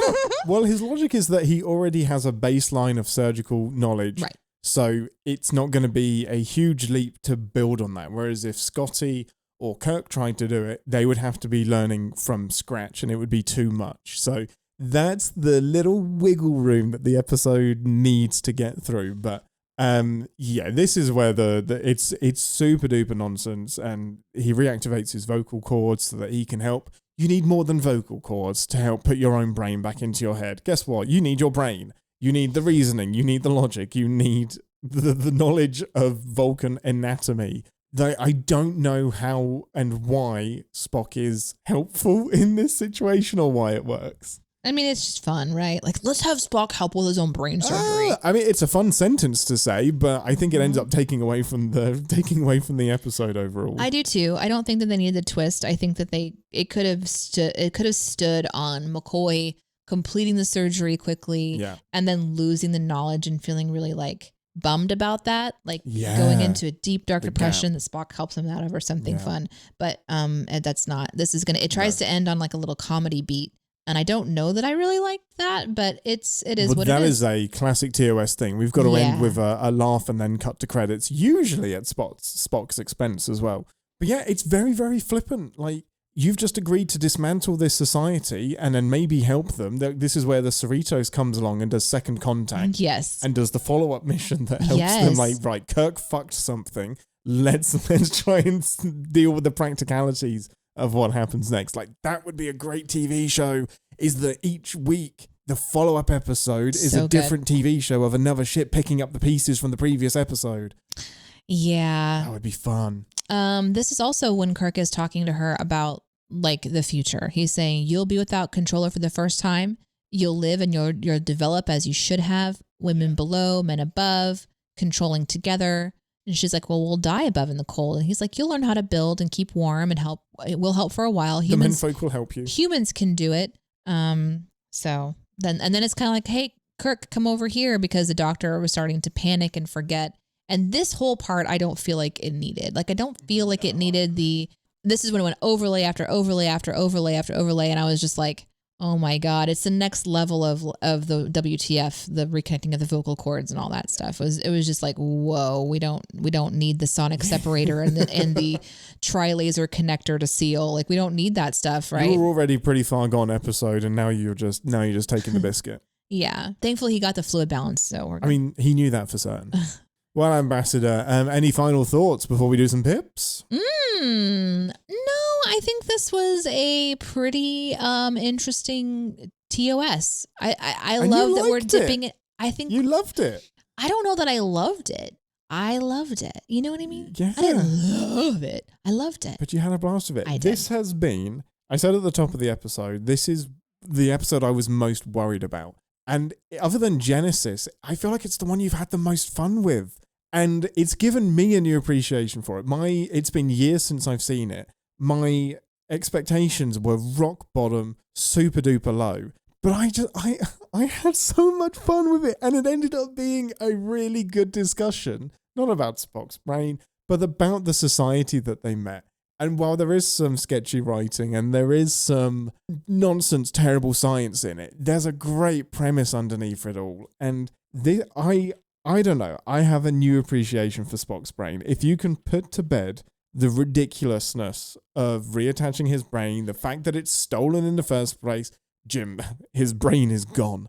I had a blast. I had a lot of fun with the episode. There's some like good gadgets, like the deduction and getting to the planet is fun. The crew working together is fun. There's lots to like about the episode. So I am now more confused than I ever have been about Spock's brain.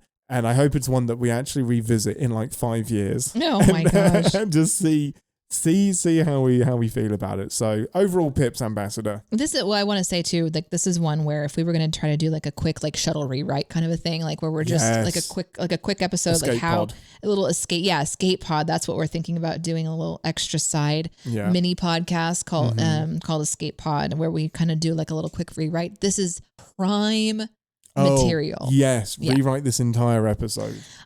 This is a hard one because I'm gauging it on too many different variables. Yes. I was so excited to talk about it on the show. And I had moments where I was like, this is so fun because it's so stupid. But this is such a bad episode in so many ways as well. So I don't really know like where to grade it. Was it fun to talk about? Absolutely. It's really interesting to talk about. But that's kind of like every episode with Star Trek with you and the fans. Like it's just, that's the fun part of that too. It's not just like watching something and then being like, okay, I watched that. I don't know that I would watch this episode to like just have a good time. No, because it's hard to know like with judging a good episode of Star Trek or just an episode that made you feel good. I would rewatch the end and try to write verbatim what Spock was saying about the society and learn a little more. Number one, that's the build on that. Number two, I would watch this to take notes on how to recreate Spock's robo outfit for Halloween. And then I've got the little controller button. How fucking funny would that be? So specific. Just you're in a jumpsuit and you have this little thing on your head. I couldn't stop thinking about it the whole time. Easily 3D printable. Yes, Halloween was yesterday at the time of the recording of this episode. We're ready. But still, like that's a great cosplay cost. Yes. That's just so silly. Like it's a jumpsuit with like a little thing on the head. I'm already thinking like, how do you 3D print that? Like I'm just, yeah. Is this an episode of Star Trek that like, how do I rank it? That's a really, really hard question. I think I'm going to go maybe like 1.5 pips because it just doesn't have a lot for me to go back to. And so I think it's like one of my lower ranking episodes, but it oddly had fun. So I feel like I should be giving it more. Yeah, no, I'm completely with you. I'm actually going to give it 2 pips. The science element and the fact that it ends up saying very little is what really knocks it down. And some of the writing genuinely is terrible. So one of Scotty's lines that I forgot to mention is there's equipment and food in there and a bunch of other stuff. And that is one of the most un-Star Trek lines I've ever heard uttered from any character, let alone Scotty. A bunch of other stuff. That is not helpful, Lieutenant Commander. That is not becoming of an engineer. Like, give me some specifics or say nothing. Don't, in the words of Ryan Gosling, don't say and stuff. It makes you look stupid. Yeah, it feels like bad writing. So yeah, it's hard, but I've had more fun watching this, and maybe it's because it's with you. I let myself go to the ridiculousness of it, and it's a different brand. It's a different brand of sci-fi. It's not quote unquote proper Star Trek, but it has some entertainment. You can't say it's not proper Star Trek. It is not proper Star Trek. It is an episode of Star Trek, but it is not typically what Star Trek does for a good chunk of the episode. But that's a whole other debate. So yeah, 2 pips. That's what I'm going to stick with. I can't believe we covered Spock's brain, Ambassador. I can't either, but we've done it. We did it. The most notorious episode of Star Trek, the original series. Well, let's head over to, where would you like to go to do a couple of messages? Oh, let's go to the controller room, please. 2 to beam out.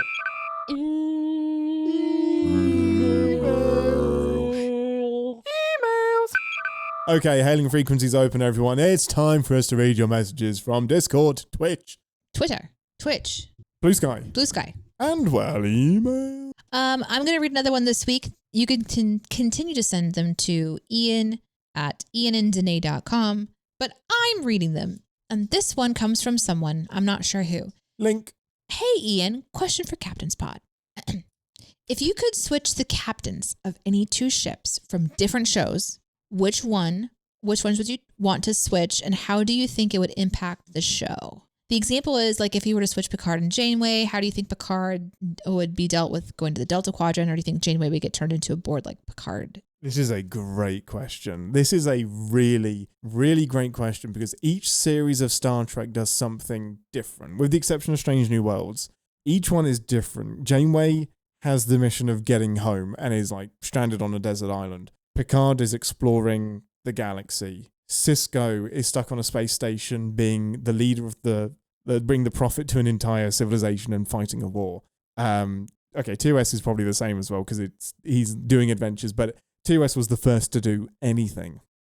So I think my answer is I want to see Captain Sisko from Deep Space Nine on the Enterprise in TNG. I want to see him be the captain of the Enterprise D. An adventure. I want to see him on adventures, like doing the Brave New Worlds, the Strange New World stuff. I want to see him in charge of a starship, like an active role, not burdened by war and being a prophet exploring the galaxy and doing what Starfleet does. Like, I would love to see Avery Brooks, Captain Sisko, doing that. I want to see that side of his personality so much, because in Deep Space Nine, he is so mired by shit and darkness. And while there are incredible episodes throughout Deep Space Nine, the lighthearted joy of TNG is something that I would love to see Sisko get into. I know this question is, this is aimed at both of us. Absolutely. Can I fill who is going to be on Deep Space Nine? Absolutely. Okay. It's the guy. It's that one guy that I liked a lot. Sassy pants. Super in charge. Picard. Picard? Did you forget Picard's name? No. It's in the show Picard. Oh, the serious guy. He's like the guy's like, no, that's not what we're doing right now. Broke my brain. But he's like sassy. Where's he gone? I think it starts with an S. Shaw. Yes. That's it. Yeah. Captain okay, Shaw. So put Shaw on Deep Space Nine. He would have ended that war immediately. That would be so fun. He would have tortured prisoners. He would have murdered people. He would have been get off my ship. Do you think he'd be murdering people? I think he was like he was really by the books. He was a by the books guy. So I think it would be interesting to watch that character be so by the books, and because everybody on his ship was pretty militant. And he was just an engineer. Like, he was an engineer that made his way to being captain. So I think it'd be really interesting. Really interesting. I don't know. I like Shaw a lot. And I think we just want to see more of Shaw. I think that's the Shaw. Yeah. Sorry. So I'm gonna have to you took someone off of Deep Space. I'm gonna fill the spot. So who's the next person you're gonna take off? And who's on the Titan A / Enterprise that Picard G? would be meeting? Yeah. What if he ran Is into it just Janeway? Captains? I mean, if it's just captains. Yeah, just captains. Yeah, I think Janeway's a good option, because then I get to see Janeway doing proper exploration as well, instead of just trying to get home and... And Janeway, whenever Picard shows up asking for help, would be like, fuck yeah, let's go. And she wouldn't have been like, I'm sorry, that's against the rules. Oh, she would have immediately helped. Yeah, so it would have been really interesting. Yeah, that's really interesting. So then I have to do so Janeway. Who's doing Voyager then? Who's on Voyager? I mean, really, you've got... What you're talking about here is who's going to be the captain that gets them home from the Delta Quadrant. Right, of course. And how would that be interesting? Sulu. He's not a captain. He is, you crazy man. He is in the movies, but he's not a captain. He's not leading a TV show, which I think, because we use Shaw. Shaw is a captain. Okay, you can have Sulu. You think Sulu will be a good option to get I would Voyager love home? to see Sulu. What's interesting is that he and Tuvok have worked together. Tuvok was an ensign on Sulu's command of the Excelsior. I think that that's a character that I see so little of that I would really like to see what they would do with that character. Yeah. Do you know what I mean? Completely agree. Yeah. So give him a show like that, Star Trek Excelsior would be George Takei. Come on. It'd be so good. It's interesting because in the Khan audio thing that I'm listening to, Tuvok and Captain Sulu are in it. Oh. Which is really, and Sulu has some opinions. And of course. Great. So, I mean, I would pick Pike, because I think Pike's dogged determination would get that ship home, but with fewer genocides. I just feel like Sulu would be very motivated because he's been under a captain that's been a little bit here and there and everywhere. Yeah. And so his motivation to be like, let's do it this way. Fair. You know what I mean? That's fair. Not that he's judging Kirk, but he's been taking orders and then he gets his own ship and now he's shunted out in the Delta Quadrant. So it's I'm going to take a little bit of what I saw Kirk do, and then I'm going to take my own approach to it and get us home. So I think that'd be kind of fun. That'd be really fun. I agree. What's interesting is that Sulu, of all of the characters you could have picked, Sulu does appear in Voyager. That's crazy. Yeah, he appears in Voyager. Janeway has a conversation with Sulu. I mean, it's through a mind meld, but it still happens. It's really cool. Really, really cool. Thanks for the question. Yeah, great question, Link. It was such a great question. That we've actually run out of time for any more questions, but those are fun. Yeah, you can send in your questions to us on Discord, on Bluesky, or on email. You can also send pigeon, and I'm gonna drop this now because we're making this happen. Oh no, we are working on a PO box, so yes, we are. You will be able to actually mail your questions if you want to. Handwritten letters would be much appreciated. We love that. We will frame them, probably. Well, Ambassador, the votes are in. They have been counted. The table has shifted slightly. The next episode has not shifted. It has been consistent for the last few weeks. So next week's episode is going to be TOS again. We're staying in TOS. Season 1 episode 15 or 16, depending on the numbers. But it's Shore Leave. Shore Leave. It's called Shore Leave. Okay. I can't wait. I'm really excited for this episode. This absolutely lands firmly in what the fuck. I'm really excited for this. You can go to the Ian and Deneé Patreon, which is patreon.com/c/Ian and Deneé, or the link is in the description, and see where the list is at the minute. So as it stands, the next episode is definitely going to be Shore Leave. The episode after that will be DS9's Move Along Home. Unless it's outvoted. Unless it's outvoted. The episode after that, this is what's changed. It was going to be TOS, A Piece of the Action. Currently, Voyager's Tinker Tailor Dr. Spy has just overtaken A Piece of the Action, which is super duper fun. So you can still affect the final 2 episodes that we're going to cover. It currently stands as Move Along Home and Tinker Tailor Dr. Spy, but there's still time to vote for A Fistful of Datas, A Piece of the Action, The Royale, Phantasm, Starship Mine Disaster, and Deja Q, if you would prefer any of those to round out the season. So yeah, I think we said all of the places that you can come and meet us. And if you want to see the live show, go to youtube.com/@IanandDeneé or twitch.tv/Deneé Says. Thank you for picking Spock's Brain. Mm-hmm.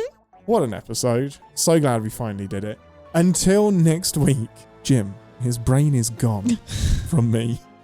And I should have never reconnected his mouth from me. Live long and Podsper.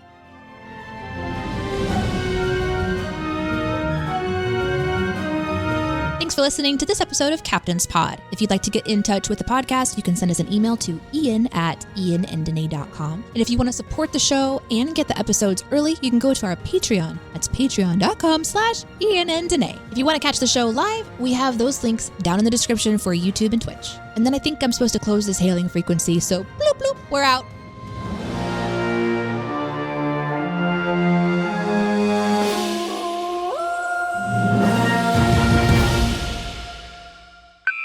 Test, did you test, did you test, did you test, test, check, check, check, check, check, check, check, check, check, check,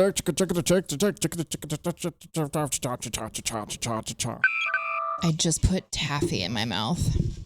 Why do you do this? Okay, I want you to put this in your mouth. Don't look at it. Just pop it open and put it in your mouth. That was a catch. Nobody can see that, but that was a catch. Pop it open, put it in my mouth. Title of my... Wait, what is it? Please do it. Really hard. Oh, it's lemon. Is it sour? Not by my standards. Okay. Is it hot? Is it? It's not hot. I mean, is it spicy? No. Is it sour? No. Okay, then you can take it out. I thought it was a sour lemon thing. What do you mean I can take it out? I've got it in my mouth now. Well, you can take it out and put it back in the little plastic and save it for later. No. Oh, I guess I'm going to have to because I've got a show to do. Yeah. Oh, it's just a lemon head. I thought it was like a warhead. Have you ever had a warhead? Lemon. Yeah, I've had warhead. I love warheads. Warheads are fucking crazy. That's why my taste buds have gone to shit. There you go. I'm popping warheads. Now you figured it out. Someone last week, I think it was Connor, said that they were listening to the show. Enjoyed the outtakes in particular. Okay. I can't remember what was in the outtakes, and that makes me nervous. Oh, you don't even know? I can't remember. Yeah.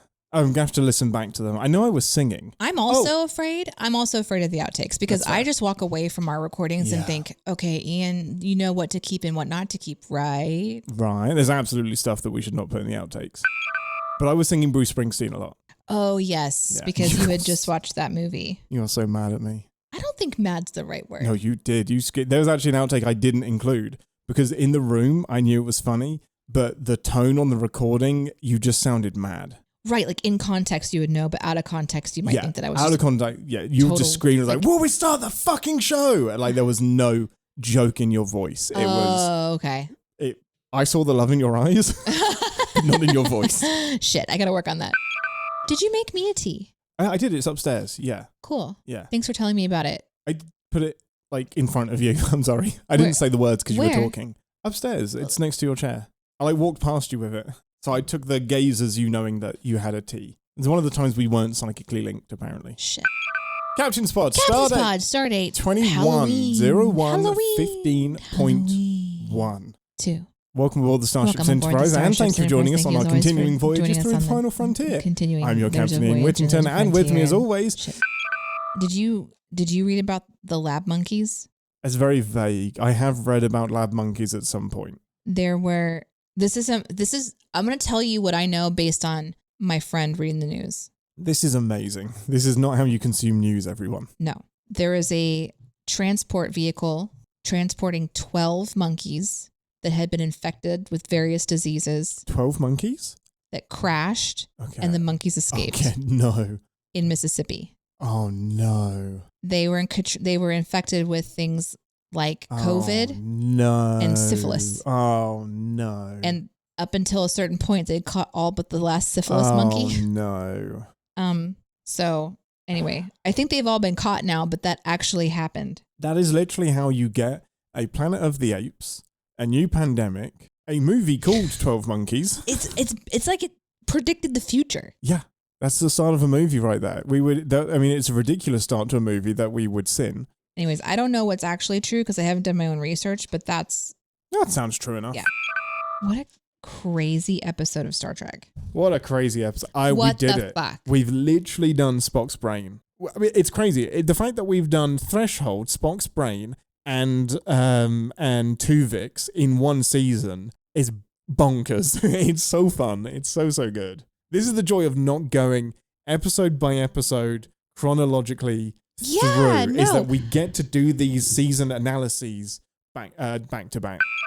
Well, when we were talking about Captain's Pod started and it was so just about Picard, and then it was like, well, when we're waiting, should we do something else? And then it's just always been this kind of experiment in what each season will be like. So we've tried to do, obviously different themes and things like that. And it's just so fun because there's so much Star Trek, so it fits into so many different kinds of themes. It really does. And every time there's just this natural sort of progression of what we're going to do next. And this is a really fun season because we're getting to see some really interesting stuff. And it's not our version. It's not just you and WTF. No. It's you guys and WTF, which is really, I love that really so fun. much because... And Rascals, exactly. Everyone's version of WTF is interesting. And I love that there's no judgment here. No. I had 3 messages from people specifically saying that they really enjoy Spock's brain. And that was my happiest surprise, is their defense of Spock's brain and why they enjoy it and why it shouldn't be as derided. The community hates Spock's brain. It is... Even my dad doesn't want to watch Spock's brain because he's like, well, it's just stupid. It's one of the few episodes that he just calls completely stupid. And I love that... I agree. I got to talk to people that love Spock's brain, including the person sitting opposite me. My favorite Pokemon. So Iris is watching this where there's legendary Pokemon and one of them is a turtle. It's the show that has Sprigatito. And I have to can I tell you guys something really stupid? So I'm not a Pokemon person. I'm kind of exposed to Pokemon through Iris and Ian, who are both Pokemon people. And Sprigatito evolved recently. And I was really sad. That's silly. Sprigatito has evolved into this middle schooler or something. And then I realized it's some sort of sickness that I have. My daughter is growing up and I don't want her to grow up. I want her to stay little or whatever. I was am I not wanting my own child to grow up because they're so small and cute? It was pretty silly. This hit you more Maybe than I thought because back to back to back. I was really sad. We showed you Fuecoco evolving, who's this adorable little Pokemon character. Fuecoco was so cute, now ugly as fuck. We showed you Sprigatito evolving. So sad. And it was so sad. 2 characters that you love, and I was yep, they're gone now. My favorite Pokemon is that little turtle. Although Pokemon make the most annoying noises I've ever heard. It's